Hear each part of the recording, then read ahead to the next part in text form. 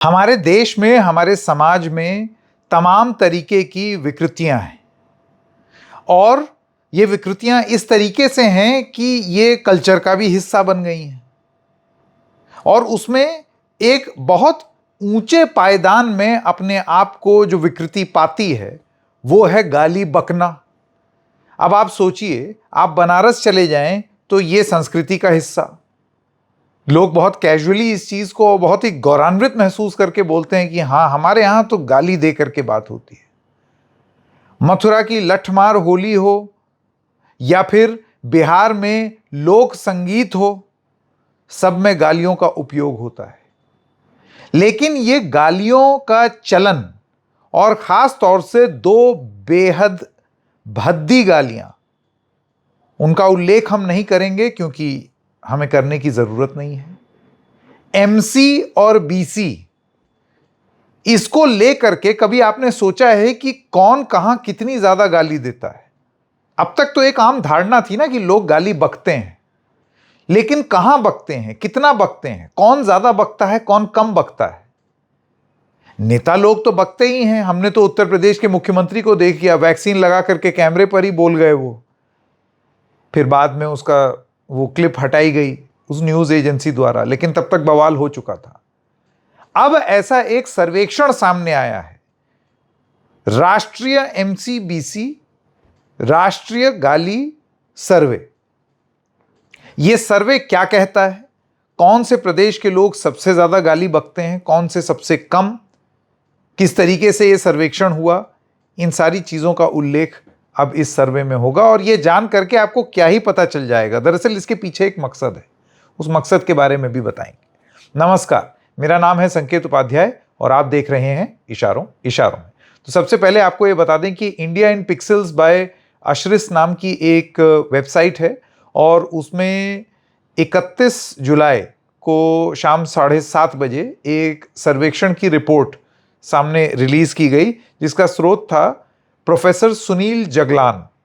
और उन्होंने एक कैंपेन शुरू किया है प्रोफेसर जगलान ने, जिसका नाम है गाली बंद कैंपेन। हम लोग गाली देना बंद करें। ये कोई बहुत ऐसा तो है नहीं ना कि इससे बड़ी ऊर्जा मिलती हो। हालांकि आपको तमाम तरीके के लोग मिल जाएंगे जो ये बोलेंगे कि गाली देने से बड़ा फायदा होता है और मन को शांति मिलती है। और फिर आप अब OTT प्लेटफॉर्म्स देख लें, उसमें गाली गलौच तो बड़ा कॉमन कर दिया है, जैसे कि ये हम लोग संस्कृति का हिस्सा है और ये तो देना चाहिए, ठीक है। वो तो किसी कारणवश हम लोग रेगुलेशन की वजह से और कहीं नहीं दे पा रहे थे, लेकिन देते रहना चाहिए। इस तरीके की बात भी आपको सुनने को मिलती है।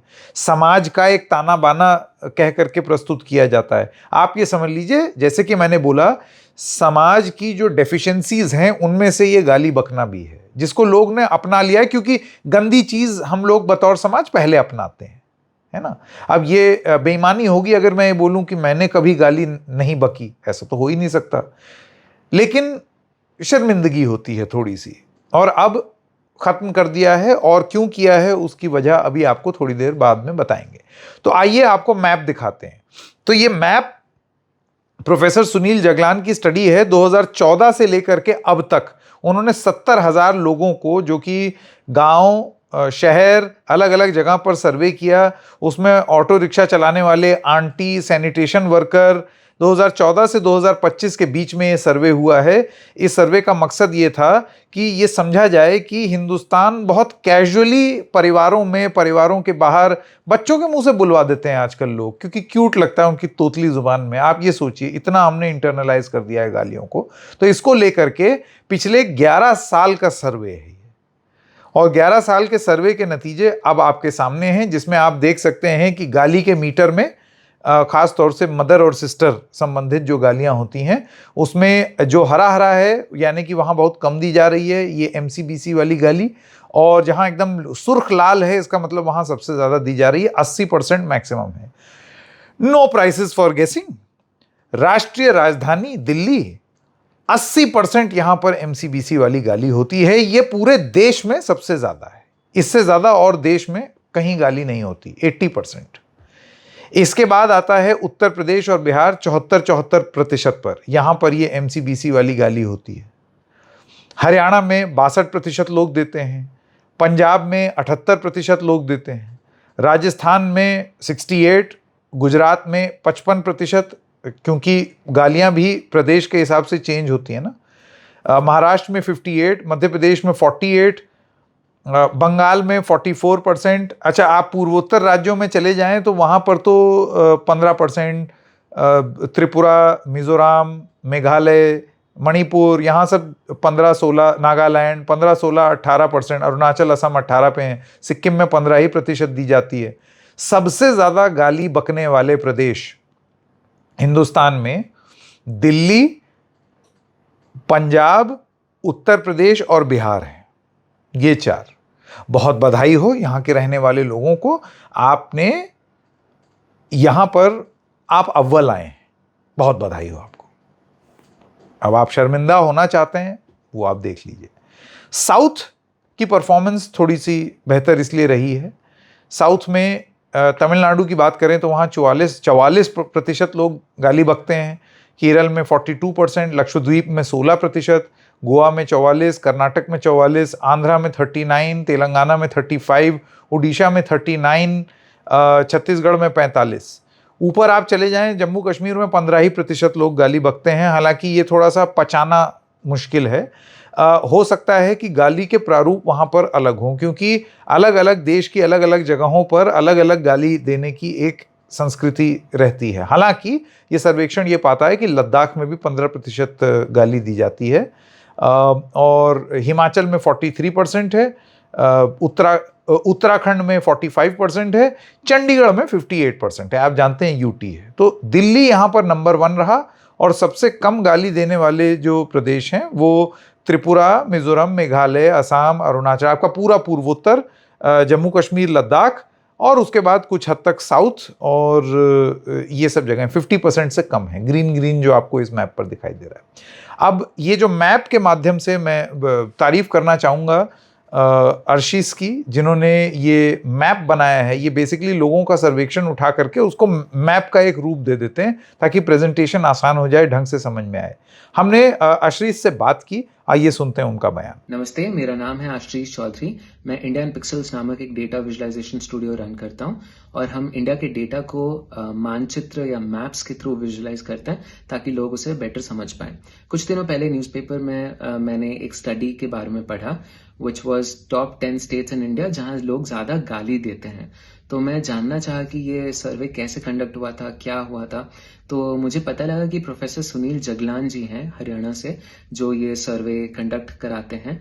वो एक कॉल पे आए मेरे साथ, और 1 घंटे के लिए मैं उनके काम के बारे में जाना।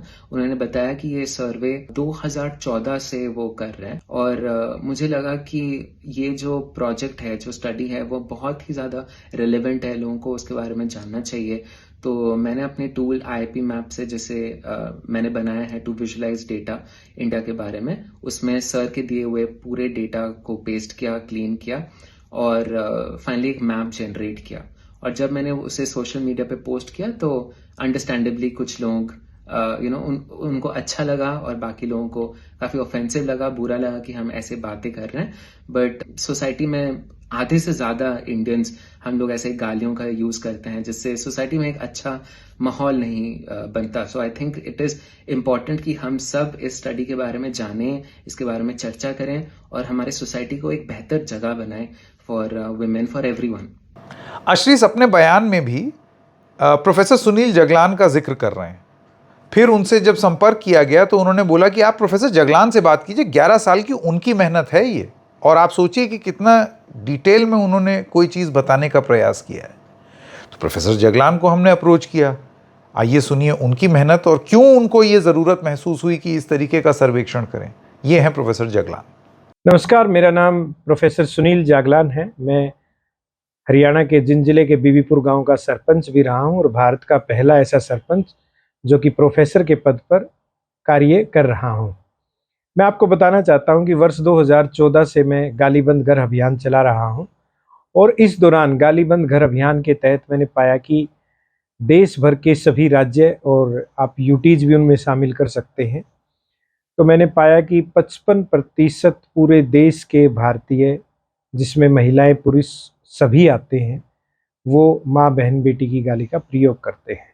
जब हमने इस अभियान को शुरू किया था, मैं जब गांव में सरपंच था, तो मैंने गाली देने वालों पर जुर्माना भी लगाया था और उसके बाद मैंने गाली बंद घर का एक चार्ट भी डेवलप किया और उस चार्ट के माध्यम से हमने हजारों लोगों की गालियां छुड़वाई भी हैं। लेकिन क्योंकि 11 वर्षों से हम गहन अध्ययन कर रहे हैं और मैं मैथमेटिक्स का बहुत बड़ा छात्र भी रहा हूं और अभी प्रोफेसर भी हूं कम्युनिटी आउटरीच एंगेजमेंट में, तो मैंने पूरे देश भर में जब ये सर्वे किया 11 वर्षों में, तो पाया कि अगर यूटीज और स्टेट्स को इकट्ठा कर ले तो दिल्ली में 80% जो लोग हैं माँ बहन बेटी की गाली देते हैं। दूसरे स्थान पर पंजाब है, तीसरे स्थान पर उत्तर प्रदेश और बिहार संयुक्त रूप से है।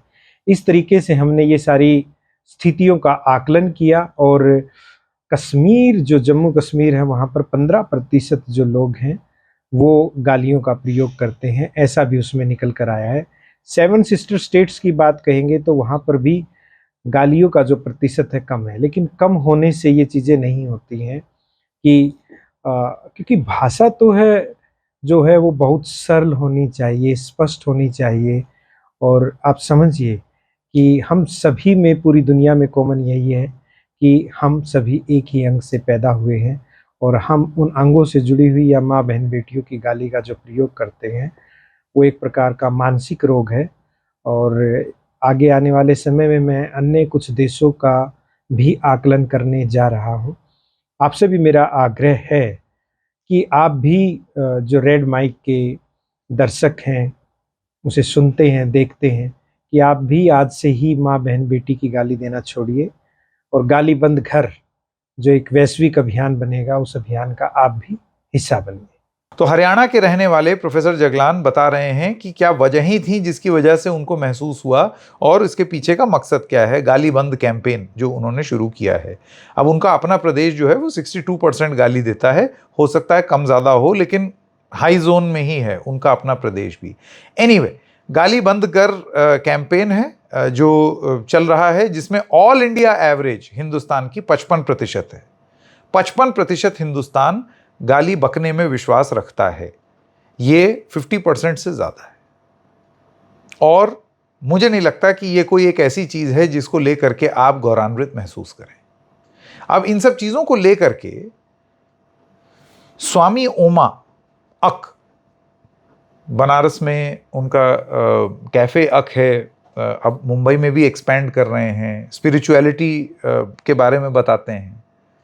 स्वामी ओमा ने एक अभियान शुरू किया जिसका नाम था भारत अगेंस्ट अब्यूज, BAA अभियान। मैं भी उस अभियान का हिस्सा बना हूं। मैं एक क्लिप आपको दिखाना चाहता हूं जिसमें मैंने पिछले ही साल एक प्रण लिया था कि अब कम से कम ये जो भद्दी गालियां हैं उनका सहारा लिए बिना अपनी बात कहने की आदत मैं अपने अंदर भी डालूंगा। यह है मेरा प्रण। आज किसी ने मुझे एक फॉर्म दिया और वो फॉर्म देख करके एकदम मन किया कि इस मुहिम से तो तुरंत जुड़ना है। तो इसका नाम है भारत अगेंस्ट अब्यूज अभियान।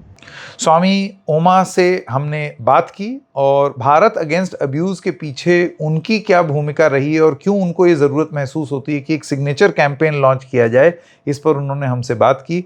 आइए सुनते हैं उनका बयान।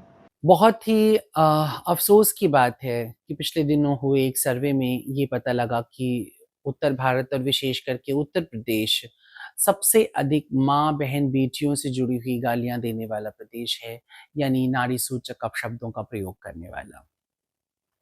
ये बहुत ही घृणित और शर्मनाक बात है, क्योंकि बहुत लंबे समय से हमारा एक अभियान भारत अगेंस्ट अब्यूज़ चलता है, जिसमें कि हम लोगों ने इस बात की कोशिश की है कि हर एक प्लेटफ़ॉर्म से जो एंटरटेनमेंट के नाम पर हैं, OTT प्लेटफ़ॉर्म हैं, नाटक हैं, स्टैंड अप कॉमेडी है या साहित्य के बहुत से हिस्से हैं, और साथ ही साथ आम जनमानस के बीच से नारी सूचक अपशब्दों को पूरी तरह से हटाया जाए, इसे प्रतिबंधित किया जाए।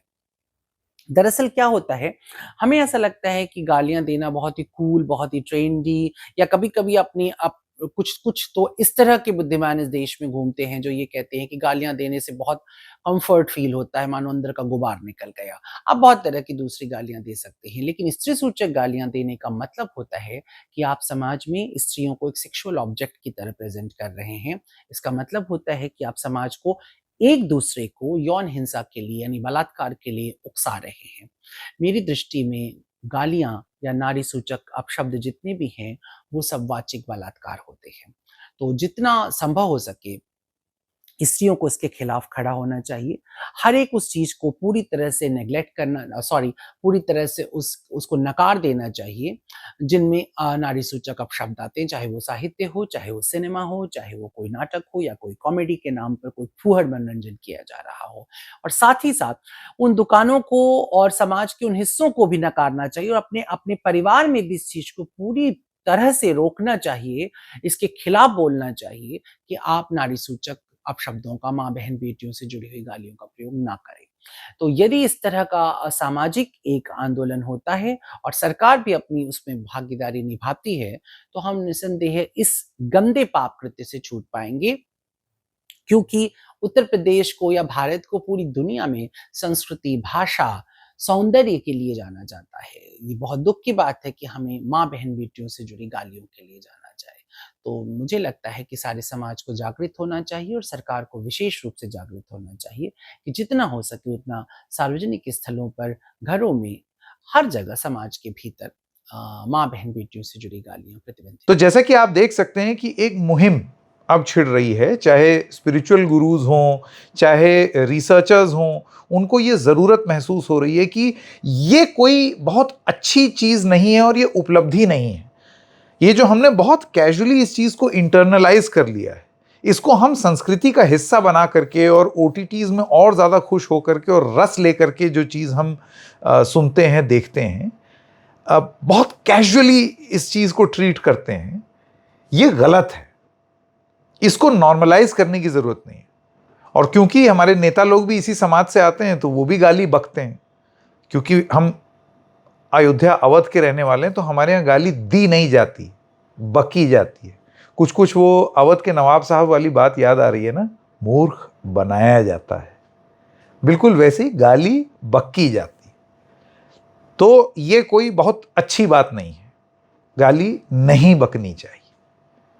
अगर आप कोई बात बोल रहे हैं और उसमें आपको ये ज़रूरत महसूस हो रही है कि आप गाली बकें, इसका मतलब आपकी बात में वजन कम है, शब्द के चयन में आप गरीब हैं, भाषा की आपके पास फैसिलिटी नहीं है, इस वजह से आप कॉम्पनसेट कर रहे हैं उसमें गाली ठूंस कर।